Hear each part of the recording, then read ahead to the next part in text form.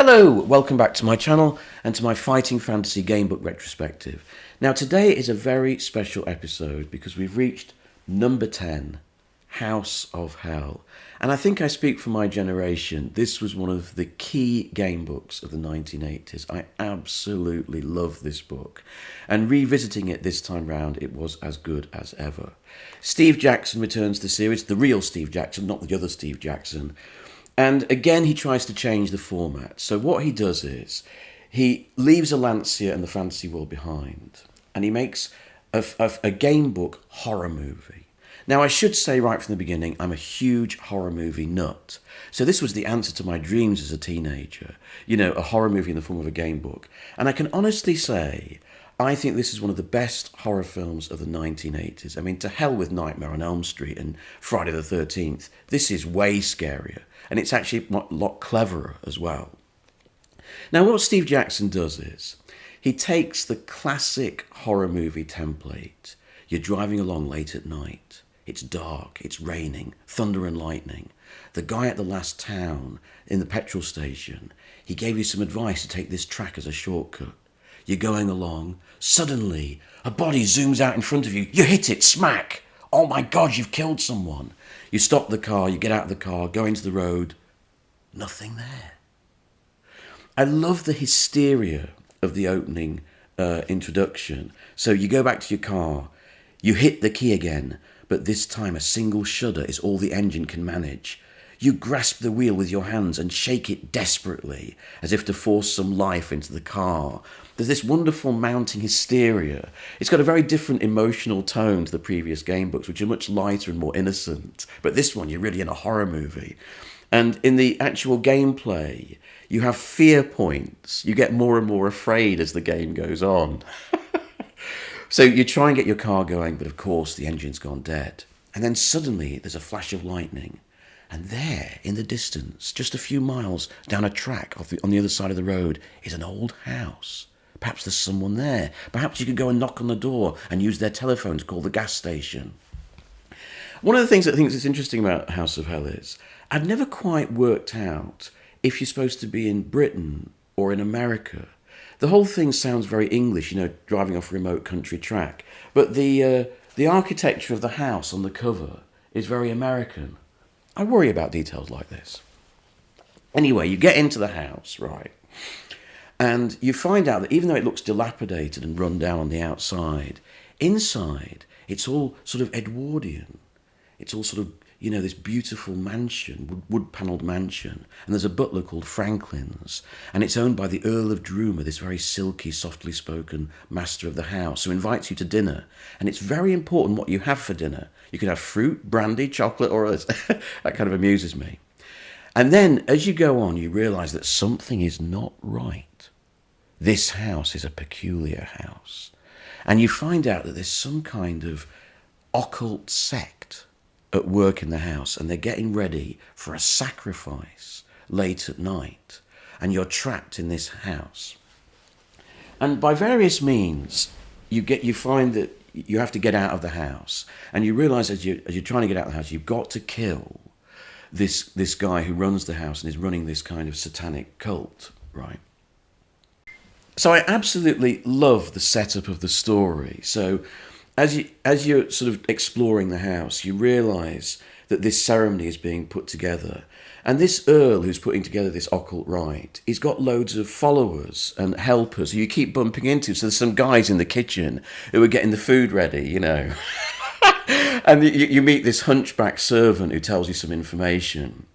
And it's quite funny, really, because all the denizens of this house is the classic kind of creatures you'd find in a horror movie. So it's like, you know, I can imagine the sort of assistants down in the kitchen, you know, saying, oh, yeah, we've got the ghoul, he's here. The werewolf's here. Oh, yeah. Dracula's come, yeah. Frankenstein, he's made an appearance, yeah. Not the bride of Frankenstein. She's at home having her hair done. Funny girl. You know, I think the setup is quite amusing. You know, how has the Earl got in contact with all these various spirits and demons and invited them for a night round his house? And one of the wonderful details is that you realise that the house is a bit dodgy because there's no cars outside. So how did everyone get there? That's never explained. though you do have an explanation. The guy at the petrol station at the start who tells you to go down this road, you see him outside hanging from a tree. This is a book for kids. Great, isn't it? Now, as you go into the game, you realise very quickly Steve Jackson is in the driving seat here. The simple path that Ian Livingstone takes you down in Caverns and the Snow Witch, that's gone. Steve Jackson constructs this kind of a house like a sort of Chinese puzzle box. And there are so many different ways you can get to do the adventure. So when I was reading this, you know how you put your finger in the paragraphs, not to cheat, dear reader, just to understand the gameplay and review it for you. I'm doing this for you. I was finding that I was doing this. I had about I had to have about 8 fingers. That shows you how complex it is. With Caverns of the Snow Witch, it was fairly simple to find the path. With this, there are all sorts of different ways that you can find the path. So right at the start of the game, you can go in and talk to Franklin, the butler, and get into the game that way. Or you can creep round the side of the house and get in the side of the house by the kitchens. You can get knocked over the head and you wake up and you're a prisoner. Or you can be invited upstairs into a room and then you realise that you've got to get out of that room or you're going to become a prisoner. So there's all sorts of little traps and different ways you can navigate the game. Sometimes to get down into the cellar, you can find a path through a mirror that goes down some stairs, or you can have a sleep on a bed and suddenly the bed slaps back into the wall and drops you down a chute into the cellar. So it's like a sort of weird, you're walking around in this kind of incredibly complex puzzle box. It's like walking around in an MC Escher print. You seem to be going up, then you're coming down, then you're going round. Sometimes it's so kind of claustrophobic. You almost feel like you're in that sort of horrible torture box from the Hellraiser series. It's like a sort of, literary equivalent of that. And it's got a genuinely tense atmosphere because the game is so hard and you're meeting all these horrible meanies. I found that when I first played it when I was a teenager, I was genuinely sweating, The game is extraordinarily hard and it plays tricks with you. Steve Jackson doesn't give a straightforward